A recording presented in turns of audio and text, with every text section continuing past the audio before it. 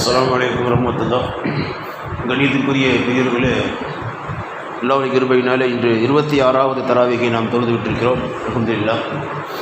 இன்று ஓதப்பட்ட இறைமறை வசனங்களில் அல்லாஹ் தத்ஃபீஃப் சூராவிலே சொல்லி காட்டுகிறான், அளவையிலும் நிறுவையிலும் மோசடி செய்கிறவர்களுக்கு என்ன தண்டனை. அல்லாஹ் தஆலா இந்த வசனத்தை சொல்லி காட்டுகிறார். நபிகள் பெருமானார் ஸல்லல்லாஹு அலைஹி வஸல்லம் மக்காவிலிருந்து மதீனாவுக்கு ஹிஜ்ரத் இடம்பெயர்ந்து சென்று விட்டார்கள். மதீனாவிலே சென்று பார்க்கிறார்கள், அங்கே மக்களுடைய கொடுக்கல் வாங்கல் முஆமலாத் எல்லாம் கொஞ்சம் வித்தியாசமாக இருக்குது. மக்கள்கிட்ட எதை அளந்து வாங்கினாலும் நிறுத்து வாங்கினாலும் நிரப்பமாக இருக்கிறாங்க, அளந்து வாங்குறாங்க, நிறுத்து வாங்குறாங்க. இவங்க அவங்களுக்கு விற்கும் பொழுது, நிறுத்து கொடுக்கும் பொழுது, அளந்து கொடுக்கும் பொழுது அதில் கொஞ்சம் குறைச்சி அடிச்சுறாங்க, அளந்து கொடுக்குறாங்க, குறைச்சி நிறுத்து கொடுக்குறாங்க. இந்த மாதிரி ஏமாற்று ஒரு பிஸ்னஸ் என்ன செய்து மதீனாவில் நடந்து கொண்டிருக்கு. நபி ஸல்லல்லாஹு அலைஹி வஸல்லம் பார்க்குறாங்க, என்ன அந்த மக்கள்கிட்ட வித்தியாசமாக இருக்கிறாங்க. அதாவது முறையாக முழுமையாக அளந்து கொடுக்கணும், முழுமையாக அளந்து வாங்கணும். இதுதான் முறை. வாங்குறவருக்கும் நஷ்டம் ஏற்படக்கூடாது, விற்கிறவருக்கும் நஷ்டம் ஏற்படக்கூடாது. இங்கே என்ன பண்ணுறாங்கன்னா, இவங்க வாங்கும் பொழுது நிரப்பமாக அளந்து வாங்கிறாங்க, அப்படியே குவியலாக வச்சு வச்சாங்க. அளந்து விற்கிறது தான் அன்றைக்கு பழக்கத்தில் அதிகமாக இருந்துச்சு, நிறுக்கிறது குறைவாக இருந்துச்சு. இப்போ அளந்து கொடுக்கும் பொழுது நிரப்பமாக அளந்து வாங்கிடுறாங்க. இவங்க அவங்களுக்கு விற்கும் பொழுது செய்கிறாங்கன்னா கொஞ்சம் மட்டம் தட்டி அப்படியே நிறுத்துறாங்க, குறைச்சி அளந்து கொடுக்குறாங்க. நிற்கும் பொழுது குறைச்சி நிறுத்தி நிறுத்துறாங்க, கொடுக்குறாங்க. இந்த மாதிரி ஒரு சூழ்நிலையை நபிகள் பெருமானார் பார்க்குறாங்க. அல்லாஹ் சுப்ஹானஹு வ தஆலா அப்போ தான் இந்த ஆயத்தை இறக்கி வைக்கிறான். வயலில் முத்தஃபிஃபீன், குறைத்து அளக்கக்கூடியவர்கள், நிற்கக்கூடியவர்கள், அளந்து பெறுகிறவர்கள், அளந்து தருகிறவர்கள், இப்படிப்பட்டவர்களுக்கு வயல் என்ற நரகம் இருக்கிறது, நாசம் உண்டாகட்டும், கேடு உண்டாகட்டும். நல்ல ஆயுதர்கள் அல்லதீன இதத்தாலும் அலன்னாஸ், இவர்கள் எப்படிப்பட்டவர்கள் என்று சொன்னால், மக்களிடத்தில் இவர்கள் ஒரு பொருளை அளந்து வாங்கினால் யஸ்தௌஃபூன், நிரப்பமாக அவர்கள் அளந்து வாங்குகிறார்கள். வைதா காலூகும் அவ் வஸனூகும் யுக்ஸிரூன், இவர்கள் அவர்களுக்கு அளந்து கொடுத்தால் அல்லது நிறுத்து கொடுத்தால் அதில் என்ன செய்கிறார்கள், குறைவு ஏற்படுத்தி நஷ்டம் உண்டாக்குகிறார்கள். அலா யதுன்னு உலாயிக்க அன்னஹும் மபூஊஸூன், இவர்கள் நாளை மௌத்துக்கு பிறகு எல்லோரும் எழுப்பப்பட்டு ரப்புல் ஆலமீனுக்கு முன்னாலே நிறுத்தப்பட வேண்டிய இருக்கிறது என்பதை இவர்கள் உறுதி கொள்ளவில்லையா என்று அல்லாஹ் கேட்கிறார். தூரம் முடிச்சு போயிடுச்சா, எல்லாரும் மௌத்துக்கு பிறகு எல்லாரும் எழுப்பி அல்லாஹ்வுக்கு முன்னால் நிறுத்தப்பட வேண்டி இருக்கிறது என்ற அந்த நாளை இவர்கள் மறந்து விட்டார்களா, அதை உறுதி கொள்ளவில்லையா என்று அல்லாஹ் சுப்ஹானஹு வ தஆலா எச்சரிக்கை செய்து கூறுகிறார். கண்ணியத்திற்குரியவர்களே, பொதுவாக அளந்து கொடுக்கும் பொழுதும் வாங்கும் பொழுதும் எப்படி நம்ம அளந்து கொடுக்குறோமோ அப்படி தான் அளந்து வாங்கணும். அளவையும் நிறுவையிலையும் மோசடி பண்ணக்கூடாது. அல்லாஹ் நபிமார்களுடைய உம்மத்துகளுக்கு அதாபு இறக்கியிருக்கிறான். அல்லாஹ்வை ஈமான் கொள்ளாததுனால, குஃப்ர் ஷிர்க் செஞ்சதுனால, நபிமார்களை புறக்கணித்ததுனால, நபிமார்களை பொய்ப்படுத்துறதுனால அல்லாஹ் அதாபு இறக்கியிருக்கிறான், தண்டனை கொடுத்துருக்கிறான். ஆனால் இந்த ஷுஐப் அலைஹிஸ்ஸலாமுடைய சமுதாயத்திற்கு அல்லாஹ் தண்டனை கொடுத்தான்னு சொன்னால், அளவையிலும் நிறுவையிலும் மோசடி பண்ணாங்க. அல்லாஹ் அதன் காரணமாகவே ஷுஐப் அலைஹிஸ்ஸலாமுடைய சமுதாயத்திற்கு தண்டனை கொடுத்தாங்க. இப்போ முஆமலாத் கொடுக்கல் வாங்கல் பிரச்சனைகள் அவர்கள் கொஞ்சம் நஷ்டம் ஏற்படுத்திய காரணத்தினால், அதை முறையாக நீதமாக நடந்து கொள்ள தவறிய காரணத்தினால் அல்லாஹ் தண்டனையை கொடுத்தார். அதே மாதிரி லூத் அலைஹிஸ்ஸலாமுடைய சமுதாயத்தில் முஆஷரத் வாழ்வியல், அதில் முறைகேடாக அவங்க போனாங்க, ஓரின சேர்க்கை அந்த சமுதாயம் செயல்பட்டார்கள். அல்லாஹ் அதன் காரணமாக அதாப் இறக்கினார். ஆக இரண்டு சமுதாயம், ஷுஐப் அலைஹிஸ்ஸலாம் சமுதாயமும் லூத் அலைஹிஸ்ஸலாத்துடைய சமுதாயமும், இவர்கள் நடைமுறை சரியில்லாத காரணத்தினால் இவர்கள் கொடுக்கல் வாங்கலிலே முஆமலாத்திலே அவர்கள் தவறு செய்தார்கள், இவர்கள் முஆஷராத்திலே தவறு செய்திருக்கிறார்கள், வாழ்வியலிலே. இனி அல்லாஹ் இரண்டு சமுதாயத்துக்கும் அதாப் இறக்கியிருக்கிறார். கண்ணியத்திற்குரியவர்களே, பொதுவாகவே நாம் பார்க்க வேண்டும், முஅத்தா இமாம் மாலிக் ரஹ்மத்துல்லாஹி அலைஹி அவர்களுடைய ஹதீஸ் கிரந்தத்தில் உமர் ரலியல்லாஹு அன்ஹு அவர்கள் ஒரு மனிதரை பார்க்கிறார்கள். ஒரு மனிதர் பள்ளிக்கு வேகமாக வந்தார், தக்பீர் கட்டி தொழுதார், ருக்கு செஞ்சார், சஜ்ஜா செஞ்சு தொழுது முடிச்சிட்டார். உமர் ரலியல்லாஹு அன்ஹு அவர்கள் அந்த மனிதரை கூப்பிட்டு, லக்கது தஃபஃப்த, நீ தொழுகையில் குறைவு செய்து விட்டீர், தொழுகையில் மோசடி செய்து விட்டீர். இப்போ தத்திஃபீப் அப்படின்னு சொன்னால் நிறுவையில் அளவையில் குறைபாடு செய்வது மாத்திரம் இல்லை, இபாதாத்துலேயும் குறைபாடு வரக்கூடாது. ருக்கு ஒழுங்காக செய்யணும், சுஜூது ஒழுங்காக செய்யணும். அதில் நீங்கள் குறைபாடு செய்து விட்டீர். உமர் ரலியல்லாஹு அன்ஹு அவர்கள் அவர் எச்சரித்து மறுபடி ஒழுங்காக தொழுவுங்கன்றார். இப்போ ருக்கு எப்படி குனியணும், சுஜூத் எப்படி செய்யணும், அதை நிதானமாக இதையிலேயே கொஞ்சம் குறைபாடு செய்து விட்டோம் என்று சொன்னால் அதுவும் தஃபஃப் தான் என்ற வார்த்தையை பயன்படுத்தியிருக்கிறார்கள். எனவே குறைபாடு என்பது இருக்கிறது, எல்லா விஷயத்திலும் இருக்கிறது. மாலிக் ரஹ்மத்துல்லாஹி அலைஹி கூறுகிறார்கள், குல்லு ஷைஇன் வஃபா வ தத்ஃபீஃப், ஒவ்வொரு பொருளிலேயுமே நிரப்பவும் இருக்கிறது, குறைவும் இருக்கிறது. எல்லா விஷயத்திலையுமே, சாப்பிட்றதுல, குடிக்கிறதுல, கொடுக்கறதுல, வாங்குறதுல, தொழுகிறதுல, துவா கேட்கறதுல, வேலை செய்கிறதுல, எல்லாத்துலேயுமே நிரப்பமாக செய்கிறது ஒன்று இருக்கிறது, அதில் குறைபாடு செய்வது என்றும் ஒன்று இருக்கிறது. உதாரணத்திற்கு ஒரு 8 மணி நேரம் வேலை செய்யணும், ஒரு இடத்துல கம்பெனியில் ஒரு டியூட்டி 8 மணி நேரம் வேலை, ஒரு 7 மணி நேரம் பார்க்குறாரு, 1 மணி நேரம் ஓபி அடிச்சிட்டார். இது தத்ஃபீஃப். இவர் கொடுக்கப்பட்ட பொறுப்பை, அந்த வேலையை இவர் குறைபாடு செய்து விட்டார், இவருக்கு வயல் என்ற நரகம் இருக்கிறது. எச்சரிக்கை இந்த ஆயத்து. இப்போ எல்லா துறையிலையுமே சொல்லப்பட்டிருக்கிறது, அந்தந்த பொறுப்பை, அந்தந்த வேலையை அந்தந்த நேரத்தில் அதற்குரியவர்கள் முறையாக செய்து முடிக்க வேண்டும். அந்த நேரத்தில் குறைவு செய்தாலோ, வேலையில் குறைவு செய்தாலோ, அல்லது பொறுப்பை தட்டி கழித்தாலோ எல்லாத்துக்குமே தத்ஃபீஃப் வந்துடும். தத்ஃபீஃப், அதில் குறைபாடு செய்வது, மோசடி செய்வது என்று இருக்கிறத இந்த ஆயத்தில் அடங்கும். இன்னும் ஃபஸ்ஸிரிக்கு விளக்கம் எழுதுகிறார்கள் கண்ணியத்துக்குரியவர்களே. எனவே அளவை நிறுவை மாத்திரமல்ல, ஒட்டுமொத்த செயல்பாடுகளிலேயுமே தத்ஃபீஃப் என்பது இருக்கிறது, குறைபாடு என்பது இருக்கிறது. ஒழுவிலே இருக்கும், ஒழு செய்யணும், ஒழு செய்யும் பொழுது ஒவ்வொரு உறுப்பையும் முறையாக 3 முறை கழுகி முறையாக ஒழு செய்யணும்.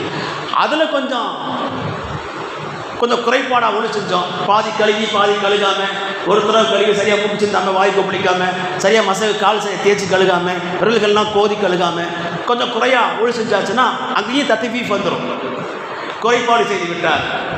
தொழுகையில் அதே மாதிரி ஒழுவில் வரும், தொழுகையில் வரும், அதே மாதிரி அல்லாஹ்வுக்கு செய்ய வேண்டிய கடமைகளில் வரும், இபாதாத்துகளில், அடியாருக்கு செய்ய வேண்டிய கடமைகள் அந்த ஹுக்கூக்குல் இபாத் அதுகளில் இந்த மாதிரி குறைபாடுகள் வரும்.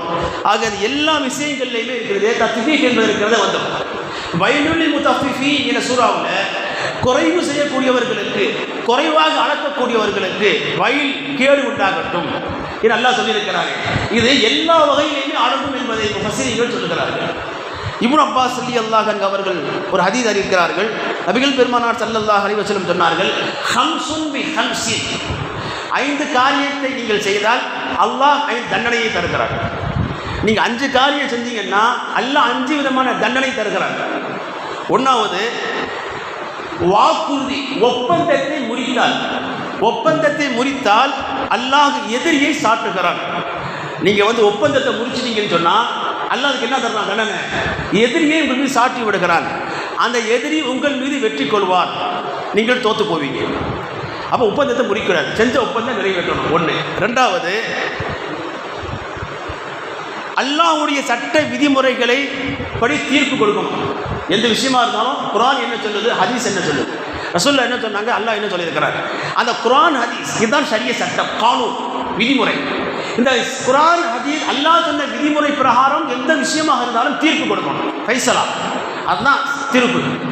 அதை கொடுக்க தவறிட்டோம், மற்றவர்களுடைய சட்ட விதிமுறைகளை படி ஃபாலோ பண்ணுறோம், அரசியல் சட்டத்தை ஃபாலோ பண்ணுறோம், நாட்டு சட்டத்தை ஃபாலோ பண்ணுறோம், கட்ட பஞ்சாயத்து ஃபாலோ பண்ணுறோம், குர்ஆனை விட்டாச்சு, ஹதீஸை விட்டாச்சு, அல்லாஹ் விட்டாச்சு, ரசூலை விட்டாச்சு, நடைமுறையில் இருக்குது, அதை ஃபாலோ பண்ணி ஒரு தீர்ப்பு கொடுக்குறோம் அப்படின்னு சொன்னால் இப்போ அல்லாஹ் என்ன செய்கிறான் என்றால் இவர்களுக்கு அல்லாஹ் வறுமை ஏற்படுத்துகிறான். வறுமை தேவைகளை அல்லாஹ் அதிகமாக்கி விடுகிறான், வறுமை ஏற்படுத்தி விடுகிறான். வறுமை வந்துடும். இன்றைக்கி நிறைய கட்ட பஞ்சாயத்து நடந்து கொண்டிருக்குது, ஷரியத்துக்குள்ளேயும் புகுந்துருச்சு, நடப்புலையும் புகுந்துருச்சு. அதற்குன்னு ஒரு குழு இருக்குது ஒவ்வொரு ஊர்லையும், அதற்குண்டு ஒரு சில அமைப்புகளில் அதற்கு 4 பேர் இருக்கிறாங்க, பஞ்சாயத்து பண்ணி 4 குடும்பத்தை கெடுக்கணுங்கிறதுக்குண்ட இப்படி 4 பேர் ஊர்களில் தெரியுறாங்க. இப்போ இந்த பஞ்சாயத்து இருக்குது, குர்ஆன் ஹதீஸ் முறையில் இருந்தால் பரவாயில்லை, ஏற்றுக்க வேண்டும். குர்ஆன் ஹதீஸ் அடிப்படையில் இல்லாமல் அதை தூக்கி ஓரமாக வச்சுட்டு அதை பஞ்சாயத்து மற்றவருடைய நடைமுறைக்கு ஏற்ப தீர்ப்பளிக்கப்படுகிற பொழுது அல்லாஹ் வறுமை ஏற்படுத்துகிறான், தேவைகளை அல்லாஹ் அதிகமாக்கி விடுகிறான். அச்சா மூணாவது விஷயம் வெக்கமின்மை, விபச்சாரம் சமுதாயத்தை பெருகிருச்சு வைங்க. வெக்கமில்லாத்தனம் அதிகமாயிருச்சு. அரைகுறை ஆடைகள், ஆபாசமான பேச்சுக்கள், ஆபாசமான நடைமுறைகள், ஆடல் பாடல்கள், அரைகுறை உடைகள் எல்லாம் சர்வசாதாரணமாக வெக்கமின்மை அதிகமாயிருச்சு. ஜினா, விபச்சாரம் சர்வசாதாரணமாக இன்னைக்கு புழங்கிருச்சு என்று சொன்னால் அல்லாஹ் என்ன செய்கிறான்?